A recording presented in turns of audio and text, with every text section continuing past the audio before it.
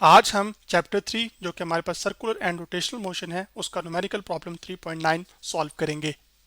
तो जो प्रॉब्लम हमारे सामने है वो ये है कि आपके पास a bicycle wheel has an angular momentum of 10 kilogram metre square per second and angular velocity of 2 radian per second.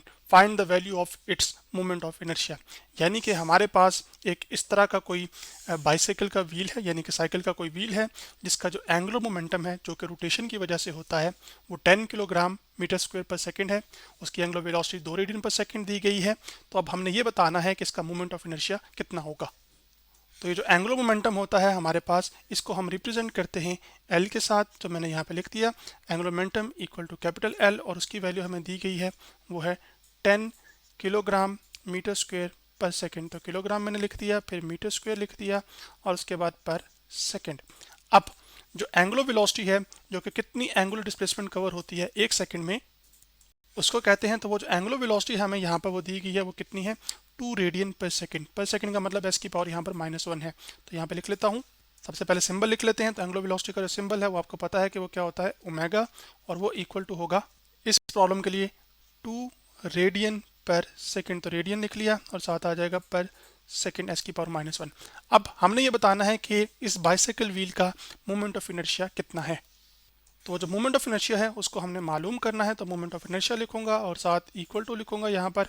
और मोमेंट ऑफ इनर्शिया को जो रिप्रेजेंट करने के लिए हम सिंबल इस्तेमाल करते हैं वो हमारे पास आई है। तो मैंने यहाँ पे आई लिख दिया। अब आपके पास ये आ जाएगा यहाँ पे क्वेश्चन मार्क।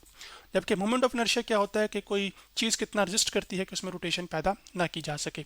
अब हमें एंगुलर मोमेंटम और एंगुलर वेलोसिटी दी गई है, लेकिन मोमेंट ऑफ इनर्शिया हमने मालूम करना है।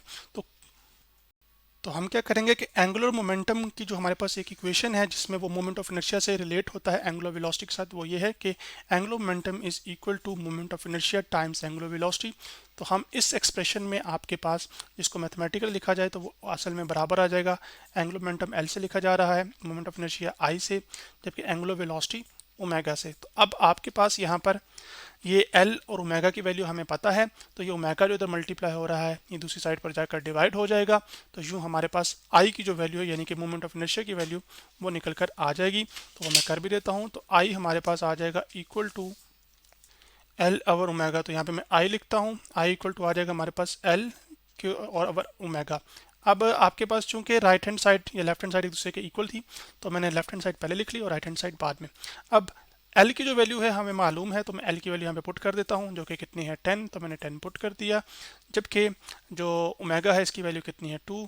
तो 2 वन ज़ा कितना हो गया 2, 2 2 5 ज़ा कितना हो गया 10। तो हमारे पास जो मोमेंट ऑफ इनर्शिया निकल कर आया है वो हमारे पास आया है 5। जबकि जो मोमेंट ऑफ इनर्शिया है इसका यूनिट होता है किलोग्राम मीटर स्क्वायर, जो कि मैं यहाँ पे लिख भी देता हूँ किलोग्राम मीटर स्क्वायर। तो आज हमने चैप्टर 3 जो कि हमारे पास सर्कुलर एंड रोटेशनल मोशन था उसका न्यूमेरिकल प्रॉब्लम 3.9 सॉल्व किया।